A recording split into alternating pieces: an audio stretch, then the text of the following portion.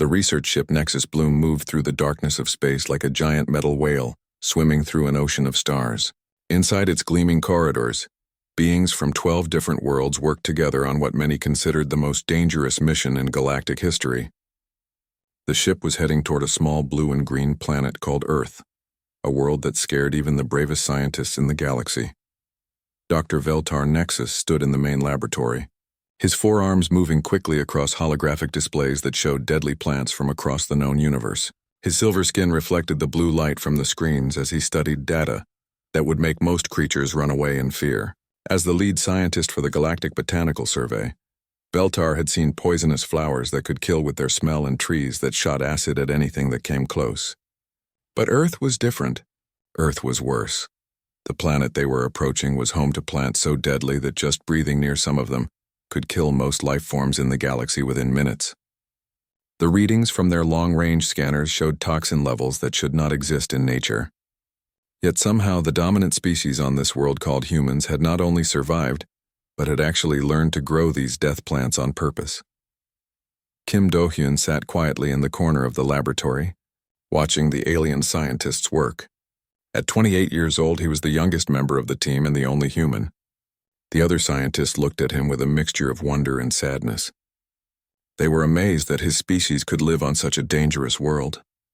But they also felt sorry for him because he had been born in a place where the very air could be filled with deadly plant poisons. Do-hyun did not understand why they looked at him that way. To him, Earth was just home. It was a beautiful place with green forests, blue oceans, and flowers that smelled nice in the spring. He had volunteered for this mission because he loved studying plants from other worlds. The idea that his own planet might be considered dangerous seemed strange to him. The ship's main computer spoke in a calm voice that echoed through the laboratory. Approaching Earth orbit in 6 hours. All crew members please prepare for planetary analysis protocols. Dr. Veltar turned to address his team.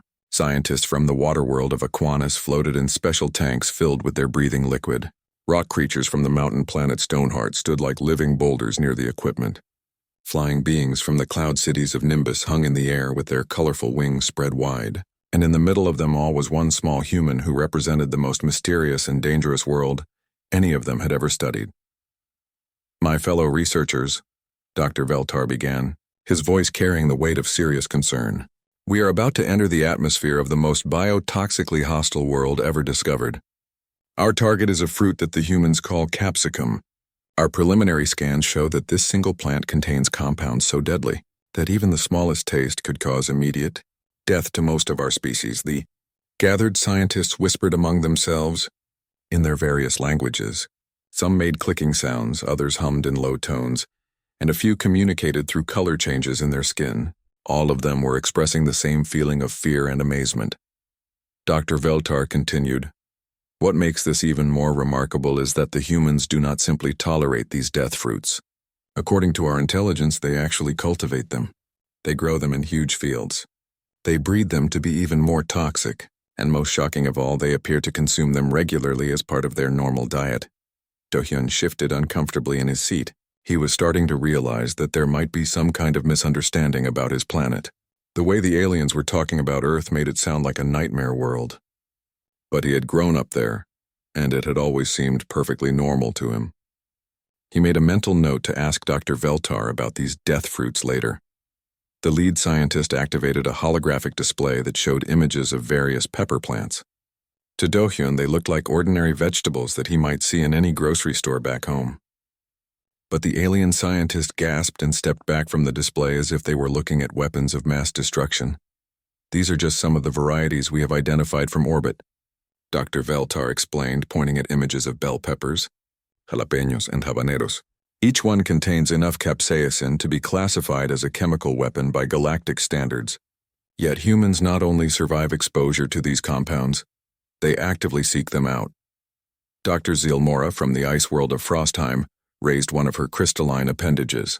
"Dr. Nexus, have we considered the possibility that humans might be using these plants as some form of biological warfare? Perhaps they consume small amounts to build immunity, then use larger quantities against their enemies?" The question made several other scientists nod in agreement. It was a logical explanation for why any species would willingly expose themselves to such deadly toxins on a regular basis. Dr. Veltar rubbed his chin with one of his four hands. That is certainly possible, Dr. Zilmora. We know that humans are a relatively young species, but they have already shown remarkable abilities in adapting to hostile environments. It would not surprise me if they had weaponized their own food supply. Do-hyun felt more confused with each passing minute. The scientists were talking about his home planet like it was some kind of death world inhabited by warrior beings who ate poison for breakfast. He thought about his grandmother making kimchi in her kitchen, his friends eating spicy noodles at lunch, and the small pepper garden his family kept behind their house. None of these things had ever seemed dangerous or strange to him. As the ship continued its approach to Earth, the excitement and fear in the laboratory grew stronger. Equipment was checked and double-checked. Protective suits were tested to make sure they would keep the alien scientists safe from the deadly atmosphere they expected to encounter. Medical supplies were prepared in case someone accidentally got exposed to the toxic plant compounds they were going to study. Through it all, Kim Do-hyun sat quietly and wondered what kind of world his new alien friends thought they were visiting. He had a feeling that this mission was going to be very different from what anyone expected. The blue and green planet grew larger in the viewing screens, looking peaceful and beautiful from space. But the alien scientists saw only danger in those swirling clouds and green continents. They were about to land on what they believed was the most biotoxically dangerous world in the galaxy, guided by the only being they knew who could survive its deadly embrace. None of them could imagine that in just a few hours, everything they thought they knew about danger would be turned upside down by a simple Korean high school student eating her lunch. The landing shuttle touched down on Earth with a gentle thud that sent vibrations through the metal floor. Dr. Veltar Nexus checked his environmental suit one final time, making sure every seal was tight and every filter was working perfectly. Around him, the other alien scientists did the same with their own protective gear. The atmosphere readings from outside showed toxin levels that would be deadly to most of their species within minutes of exposure. Kim Do-hyun stood near the shuttle door without any protective equipment at all. He wore simple jeans and a t-shirt, looking completely relaxed as he prepared to step outside onto what the aliens considered the most dangerous planet in the galaxy. The other scientists watched him with amazement and concern. How could anyone be so calm about walking into what was essentially a biological weapons testing ground? The shuttle door opened with a soft hiss and fresh Earth air flowed into the craft. Immediately, the alien scientists' sensors began screaming warnings. The air contained traces of dozens of compounds that their equipment classified as toxic: pollen from flowering plants, spores from fungi, and chemical signatures from what their computers identified as weaponized agriculture, all mixed together in the innocent-looking breeze. Do-hyun stepped outside and took a deep breath of the morning air. To him, it smelled like flowers and fresh grass with just a hint of the breakfast cooking in the nearby research facility. To the aliens following behind him in their protective suits, it smelled like death. Dr. Park Min-ho was waiting for them near the landing pad, a big smile on his face and his hands covered in dirt from working in the gardens. He was a cheerful man in his 40s who had spent his entire career studying plants. When he saw the group of alien scientists approaching in their environmental suits, he waved enthusiastically and called out a greeting in perfect galactic standard. "Welcome to Earth. I hope your trip was comfortable. I'm so excited to show you our facility." Dr. Veltar studied the human botanist carefully through his helmet's protective screen. Dr. Park appeared to be completely unaware that he was standing in the middle of what should be a highly contaminated area. His exposed skin showed no signs of chemical burns or toxin damage. His breathing was normal and relaxed. Either humans truly had evolved an incredible resistance to biotoxins, or this individual was putting on an amazing performance.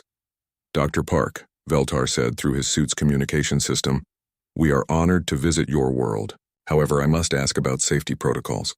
Are you certain it is safe for you to be exposed to the ambient toxins without protection?" Dr. Park looked confused for a moment, then laughed good-naturedly. "Toxins? Oh, you mean the pollen count? Don't worry about that. It's actually pretty low today. Great weather for a tour of the pepper fields." The alien scientists exchanged glances through their helmet screens. The human was talking about pollen as if it was a minor inconvenience, while their instruments were detecting chemical warfare agents in the air. This confirmed their theory that humans had developed an incredible ability to survive in hostile environments. Dr. Park began leading them toward a series of large greenhouses and outdoor growing fields.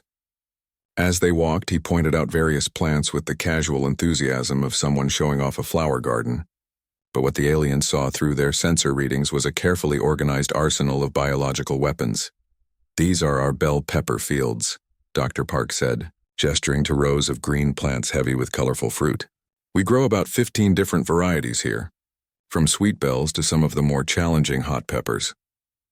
Dr. Veltar's instruments immediately began detecting massive concentrations of capsaicin compounds.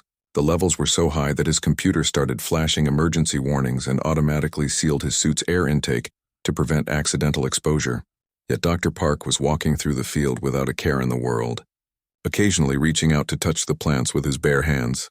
"Remarkable," whispered Dr. Zilmora through the team's communication channel.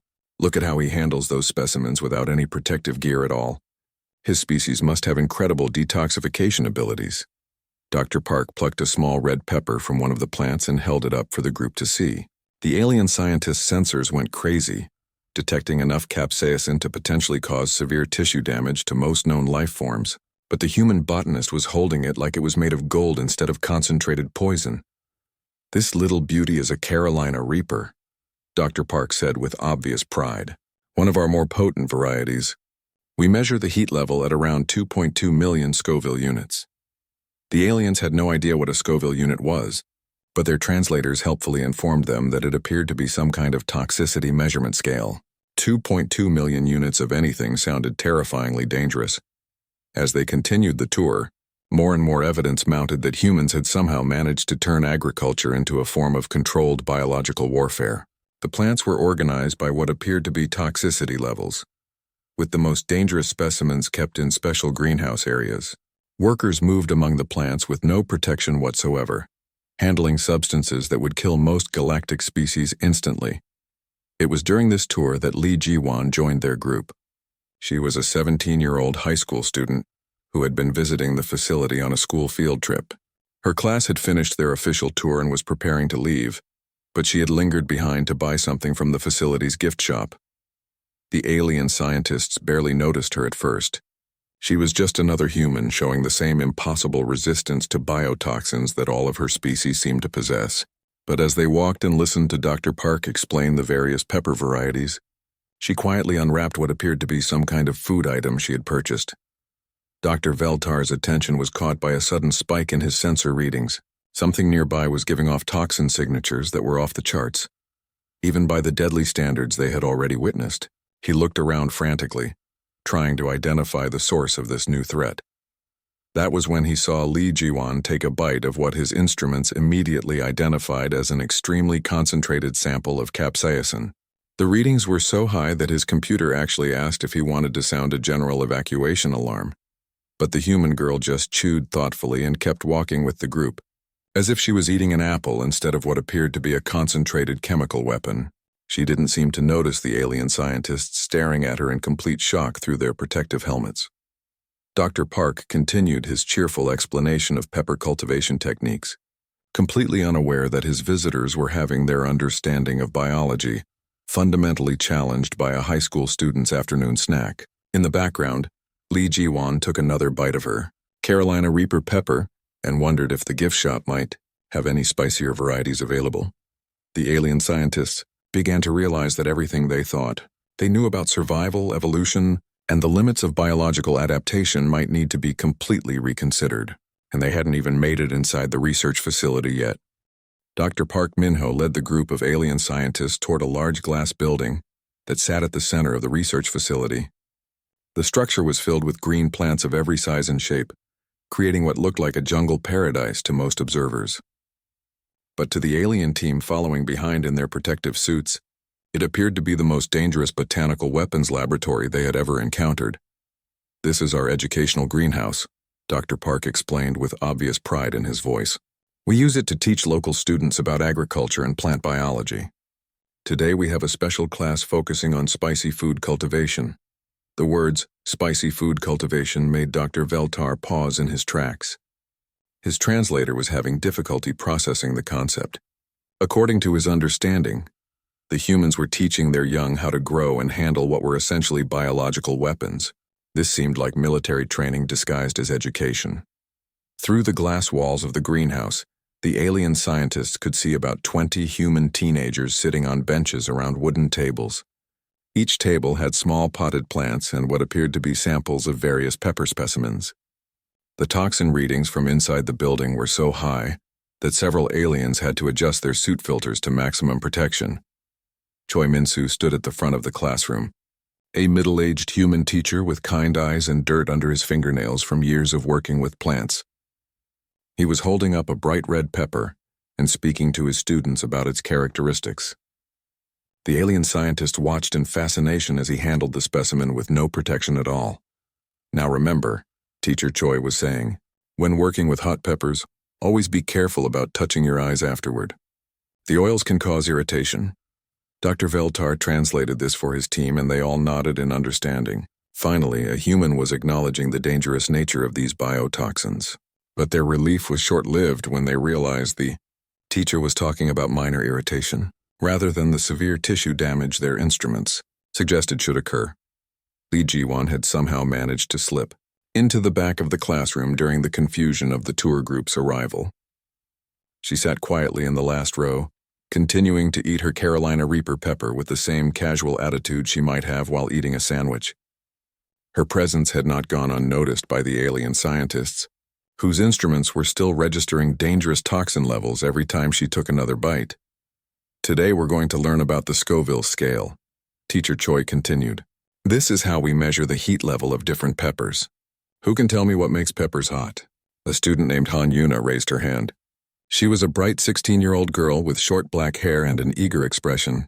It's the capsaicin, Teacher Choi. The chemical that makes our pain receptors react. The alien scientists exchanged glances through their helmet screens. The human students were being taught the scientific names of the toxins they were handling.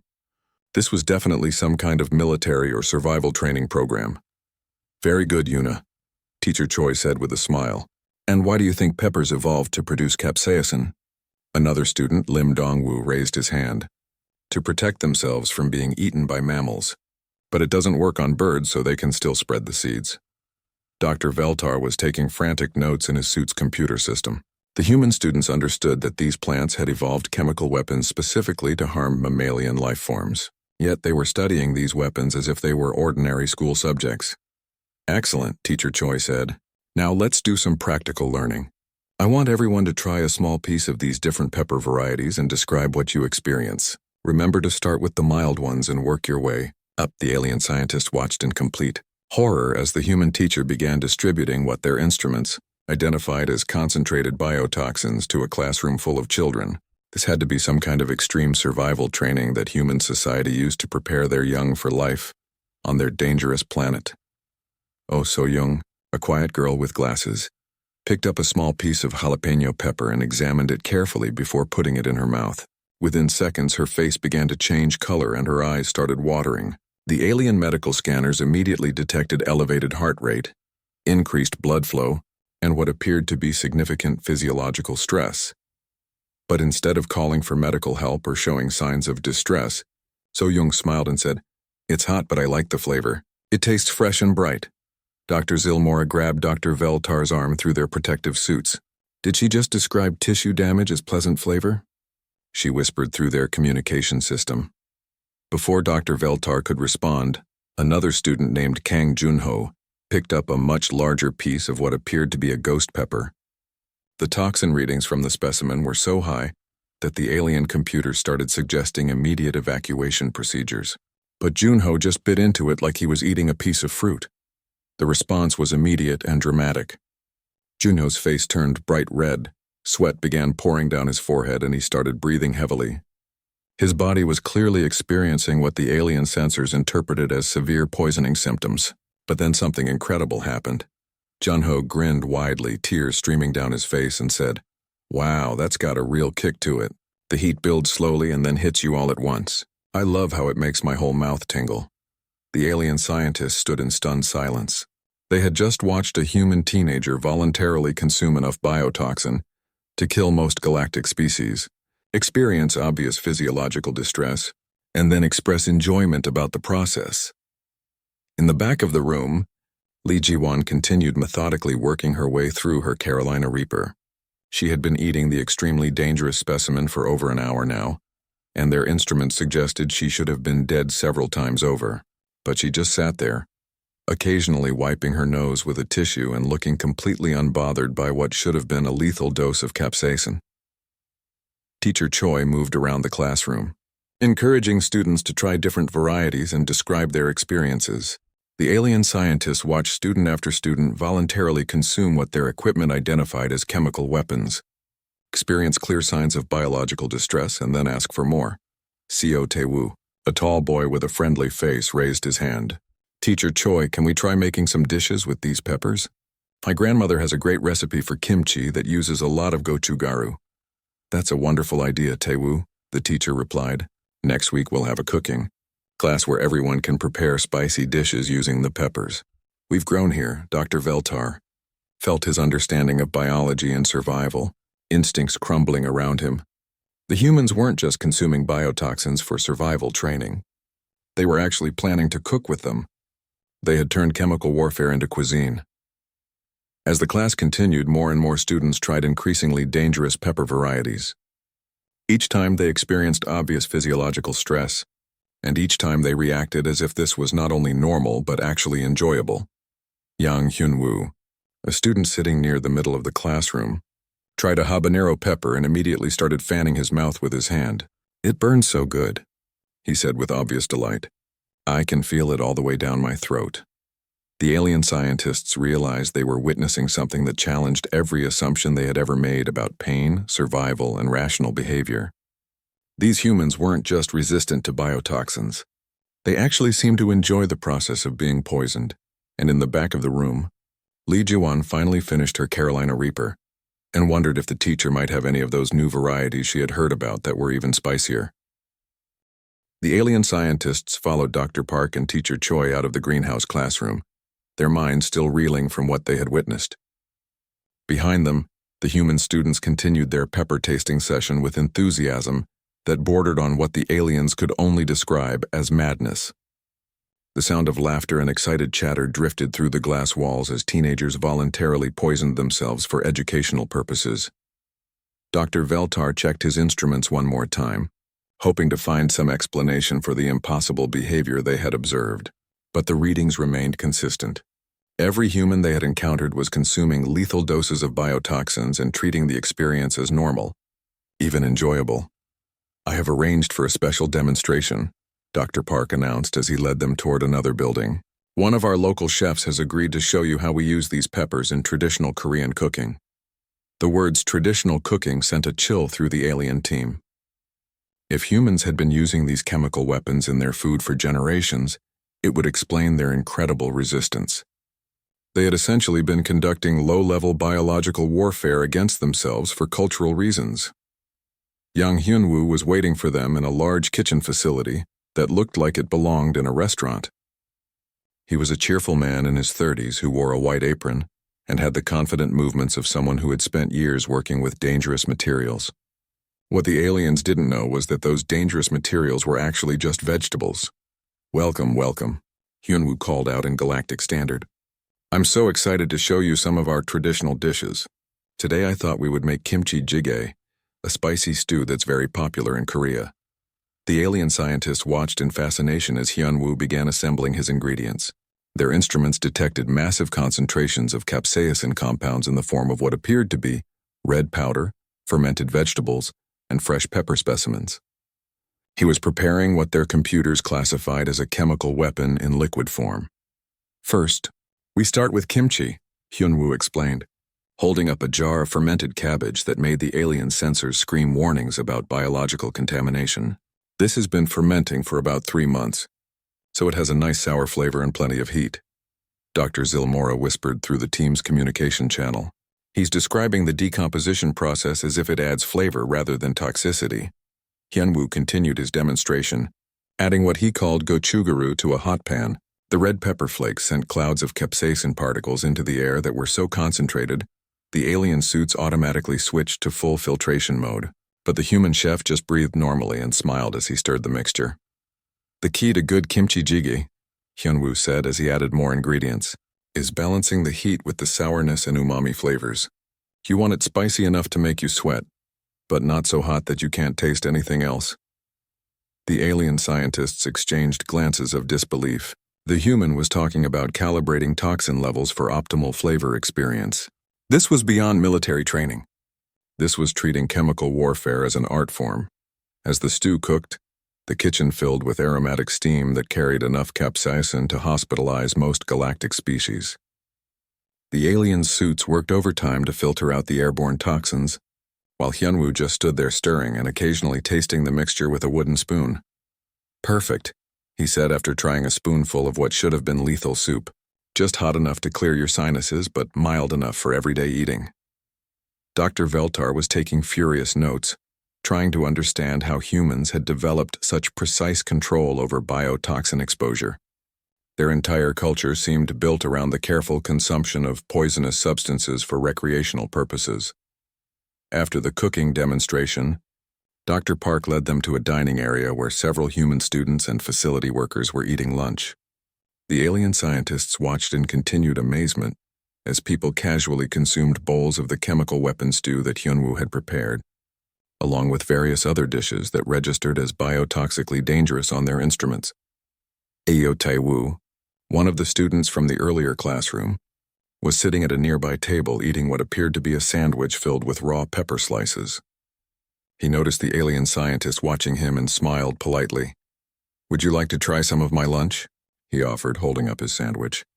"My mom packed extra kimchi today. It's really good. She makes it with extra gochugaru." The alien instruments immediately identified the offered food as containing enough capsaicin to cause severe tissue damage, but Tae-woo was treating it like a normal packed lunch that any caring parent might prepare for their child. Dr. Veltar found his voice. "That is very kind of you, but our suits prevent us from consuming food. However, I am curious about this kimchi. Is it safe for human consumption?" Tae-woo looked confused by the question. "Safe? Of course it's safe. My family has been making kimchi for generations. My great-grandmother's recipe is even spicier than this. She used to say that if kimchi didn't make you cry a little, it wasn't made right." The casual mention of generational biotoxin consumption stunned the alien scientists. Humans had been deliberately poisoning themselves for cultural reasons across multiple generations, and they had developed it into a family tradition. Across the dining room, Lee Ji-won finally finished her Carolina Reaper pepper and disposed of the small stem in a nearby trash container. She had been eating the extremely dangerous specimen for nearly 2 hours, consuming enough concentrated capsaicin to kill most alien species several times over, but she just wiped her hands on a napkin and started looking around for something else to eat. "Excuse me," she said, approaching Dr. Park with the polite manner of a well-raised teenager. "Do you know if the gift shop has any of those new super hot varieties? I heard there are some peppers that are even spicier than Carolina Reapers." Dr. Park's face lit up with enthusiasm. "Oh, you must mean the Pepper X varieties. Yes, we have a few experimental specimens. They're measuring at over 3 million Scoville units. Would you like to try one?" The alien scientists' instruments nearly overloaded at the mention of 3 million toxicity units.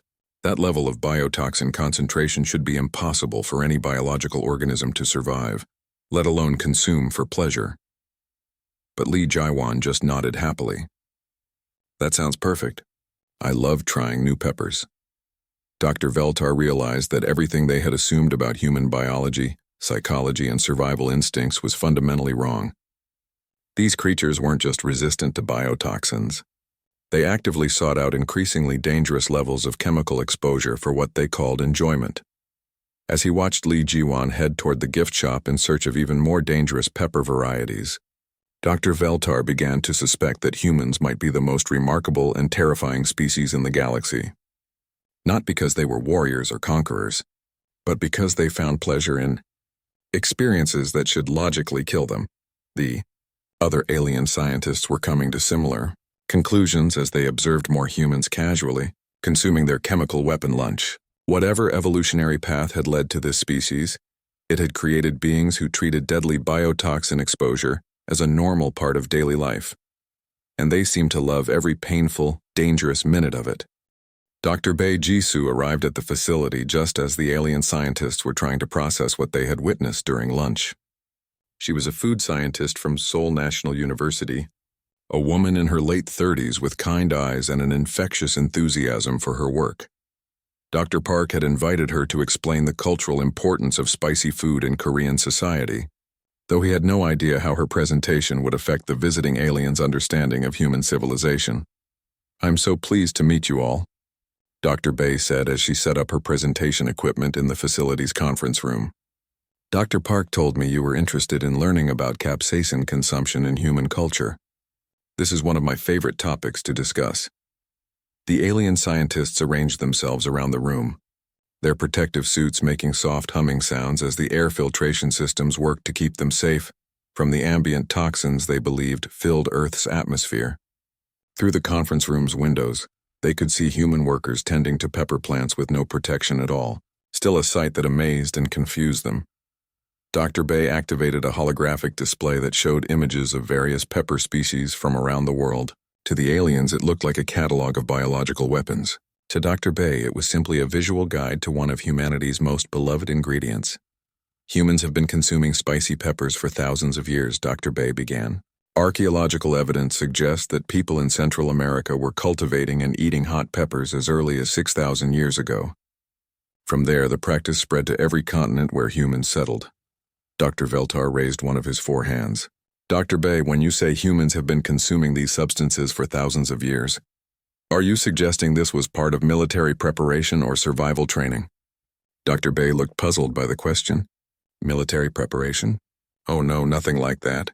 People eat spicy food because they enjoy it. It's one of the most popular flavors in human cuisine. We estimate that over 2/3 of the world's human population regularly consumes capsaicin in their daily meals." The alien scientists sat in stunned silence. Over 2/3 of humanity voluntarily consumed biotoxins on a daily basis purely for enjoyment. This revelation challenged everything they thought they knew about rational behavior and survival instincts. "But surely," Dr. Zilmora interjected, "there must be some practical benefit to this practice, perhaps building resistance to natural toxins in the environment?" Dr. Bae shook her head with a gentle smile. "The benefits are mostly psychological and cultural. Eating spicy food releases endorphins in the human brain, which creates feelings of pleasure and happiness. Many cultures have built entire culinary traditions around different types of peppers and spice levels." She changed the display to show various dishes from around the world: Korean kimchi and bulgogi, Mexican salsa and jalapeno poppers, Indian curry and Thai tom yum soup, Ethiopian berbere spice blends. Each dish contained varying levels of what the aliens' instruments identified as dangerous chemical compounds.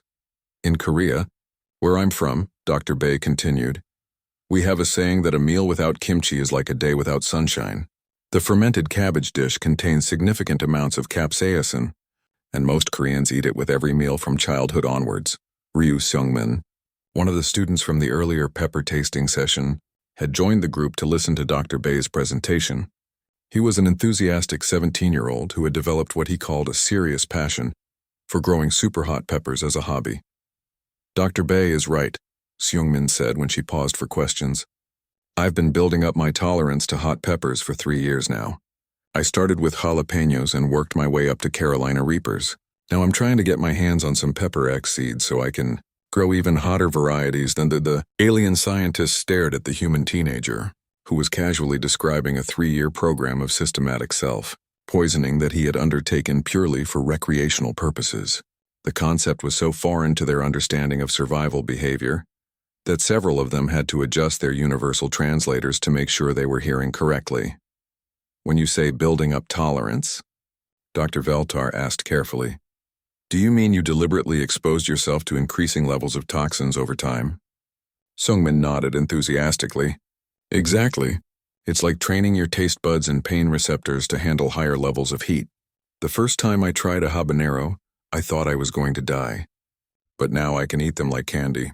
It's all about gradual exposure and persistence." Dr. Bae smiled proudly at her young compatriot. "Seungmin represents a growing trend among young people. They're constantly seeking out hotter and more challenging pepper varieties. There are entire online communities dedicated to reviewing super hot peppers and sharing growing techniques."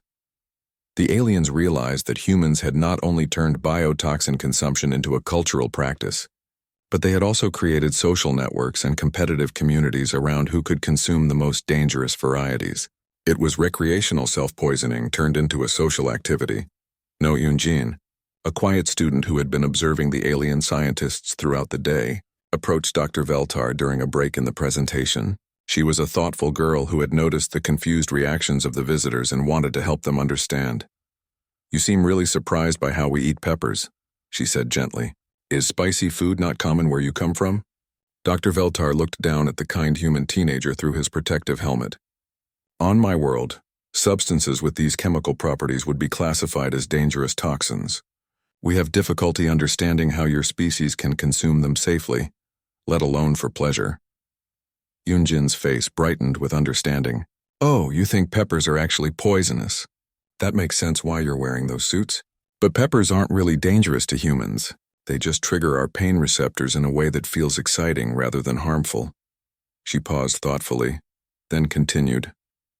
"It's kind of like how some humans enjoy roller coasters or horror movies. The experience creates a stress response, but in a controlled way that feels fun, rather than actually dangerous." This comparison helped Dr. Veltar begin to understand what they had been witnessing. Humans weren't consuming deadly biotoxins. They were consuming substances that triggered biological responses they had learned to interpret as enjoyable, rather than threatening. Meanwhile, Li Jiwan had returned from the gift shop with a small paper bag containing what she had been told was a Pepper X specimen. The toxin readings from the bag were so high that several alien instruments started suggesting emergency evacuation protocols. But she just sat in the back of the conference room, carefully unwrapping her new purchase with the anticipation of someone opening a special treat. Kim Soo-hyun, her friend from school, had joined her during the lunch break. She watched with interest as Ji-won examined the small, wrinkled pepper that looked innocent enough but was registering as one of the most biotoxically dangerous substances the aliens had ever encountered. "Are you really going to eat that whole thing?" Soo-hyun asked with a mixture of admiration and concern. Ji-won nodded confidently. "I've been working up to this for months.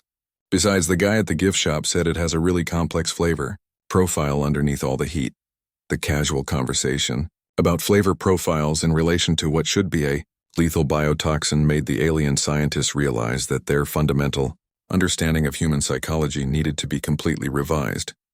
As Dr. Bay concluded her presentation with statistics about global pepper consumption and the economics of the spicy food industry, the aliens found themselves confronting a truth that challenged every assumption they had made about intelligent life in the universe.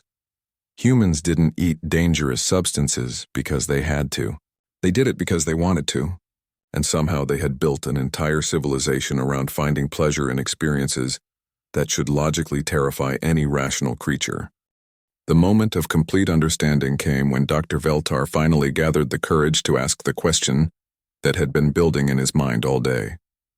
The alien scientist had witnessed so many impossible things that he needed to hear the truth directly from a human expert, even if that truth challenged everything he believed about biology and survival. "Dr. Park," he said during a quiet moment as they stood watching students tend to pepper plants in the greenhouse, "I must ask you something that may seem strange. Are humans actually immune to the toxic effects of capsaicin, or is there something else happening here?" Dr. Park stopped what he was doing and looked at the alien scientist with genuine curiosity. "Immune? Oh goodness, no. Capsaicin affects humans just like it's supposed to. It binds to our pain receptors and creates a strong burning sensation. That's exactly why we like it." The simple honesty of this statement hit Dr. Veltar like a meteor impact. "You mean the capsaicin actually causes pain, and humans consume it because it causes pain?" Dr. Park nodded enthusiastically. "Exactly. The burning sensation is the whole point. When capsaicin triggers our pain receptors, our brains release endorphins to help deal with the perceived threat. Those endorphins create feelings of pleasure and excitement, so we get to experience both the thrill of the burn and the natural high that follows." Dr. Veltar stood perfectly still for several long moments as this information processed through his understanding of rational behavior. Around him, the other alien scientists had been listening to the conversation through their communication system, and he could hear various expressions of shock and amazement in a dozen different languages. "So when we observed humans consuming these peppers," Dr. Veltar said slowly. They were not demonstrating immunity to biotoxins. They were deliberately causing themselves pain because that pain triggers biological responses they find pleasurable. That's right, Dr. Park confirmed with a cheerful smile. Humans are actually quite sensitive to capsaicin. But we've learned that the pain is temporary and harmless, while the endorphin release can be quite enjoyable. It's similar to how some humans enjoy extremely cold swimming or very hot saunas. The initial discomfort leads to a rewarding feeling. Dr. Zilmora's voice came through the communication system in a whisper of pure amazement. They seek out pain as a form of entertainment. They have turned suffering into recreation. The revelation recontextualized every single thing they had witnessed during their visit to Earth. The students in the classroom weren't undergoing survival training. They were participating in what humans considered fun. The chef wasn't preparing chemical weapons. He was creating dishes designed to provide a controlled and enjoyable pain experience. The entire pepper industry wasn't about biological warfare. It was about giving people access to safe but intense sensory experiences. Li Jiwan chose this moment to take her first bite of the Pepper X specimen she had purchased from the gift shop. The alien sensors immediately detected toxin levels that were higher than anything they had recorded all day. But now, instead of interpreting this as evidence of superhuman poison resistance, Dr. Veltar understood what he was really seeing. The human teenager was voluntarily subjecting herself to intense pain because she had learned to find that pain exciting and pleasurable. Her species had evolved the psychological framework to transform a negative biological stimulus into a positive recreational experience. Jiwan's reaction to the Pepper X was immediate and dramatic.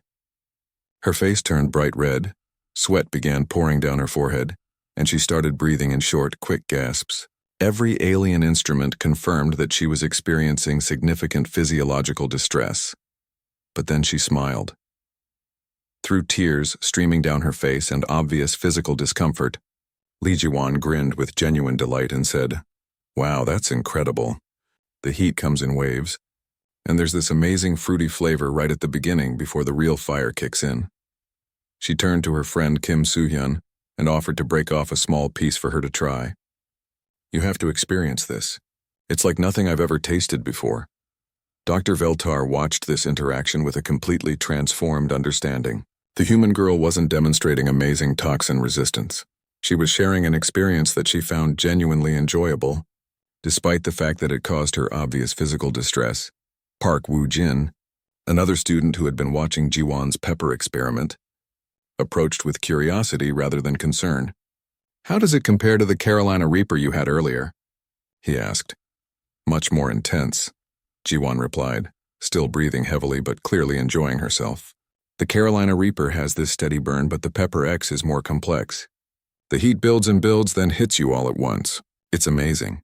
The casual conversation about pain intensity and flavor complexity while experiencing what should be severe biotoxin exposure finally completed the alien scientists' understanding of human psychology.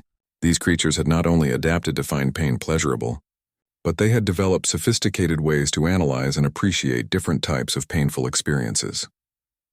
Dr. Veltar began updating his report in his suit's computer system. Species designation, human. Previous assessment, immune to biotoxins. Revised assessment, not immune but psychologically adapted to find controlled pain exposure enjoyable. Threat level, recalculating.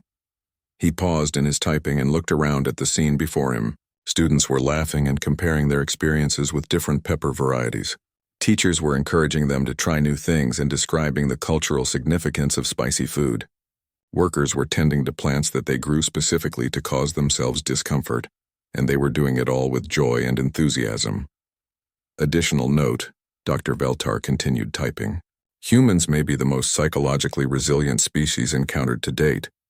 They have transformed a negative biological response into a positive cultural experience. They actively seek out controlled adverse stimuli for entertainment purposes. This suggests remarkable mental adaptability and emotional sophistication. Dr. Park noticed the alien scientist's intense concentration and approached with concern. "Is everything all right, Dr. Veltar? You seem to be processing some complex information." Dr. Veltar looked up from his computer and studied the kind human botanist who had unknowingly revolutionized his understanding of intelligent life. Dr. Park, I believe my team and I owe you and your species an apology.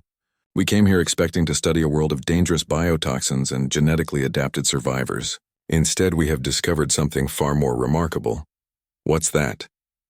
Dr. Park asked with genuine curiosity. We have discovered a species that has learned to find joy in experiences that most creatures would consider terrifying. You have taken one of the most basic negative biological responses, pain, and transformed it into art, culture, and entertainment. That may be the most impressive evolutionary adaptation we have ever encountered.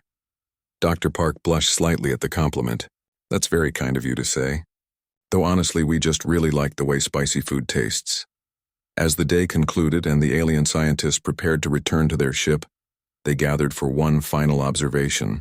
Li Jiwan had convinced several other students to try small pieces of her Pepper X, and they were all sharing their experiences with the enthusiasm of people who had just discovered something wonderful.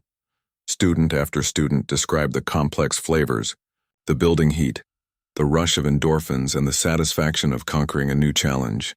They were treating severe physiological distress as if it was the most natural and enjoyable thing in the world. Dr. Veltar completed his final report entry as he watched this scene of controlled chaos and voluntary suffering that the humans called fun. Final assessment: humans are not dangerous because they are immune to pain or toxins. They are remarkable because they have learned to find beauty and pleasure in controlled adversity. They actively seek out challenges that would terrify most species, not because they must, but because they choose to. They may be the most mentally resilient and emotionally sophisticated species in the galaxy. Recommendation: immediate upgrade of human civilization status. These beings have achieved something that may be unique in the universe. They have conquered fear itself, not by eliminating it, but by transforming it into joy. As the alien team prepared to leave Earth, Li Jiwan approached them one final time.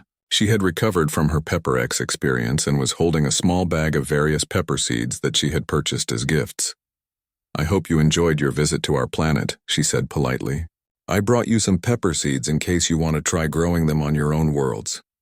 The Carolina Reaper and Ghost Pepper varieties are really good for beginners. Dr. Veltar looked down at the small human offering them what she considered a thoughtful gift. But what his instrument still registered as concentrated biological weapons. The kindness and generosity of the gesture, combined with her complete innocence about how remarkable her species was, filled him with something he could only describe as wonder. Thank you, Li Jiwan, he said through his suit's communication system. You have given us far more than seeds today. You have given us a completely new understanding of what intelligent life can achieve.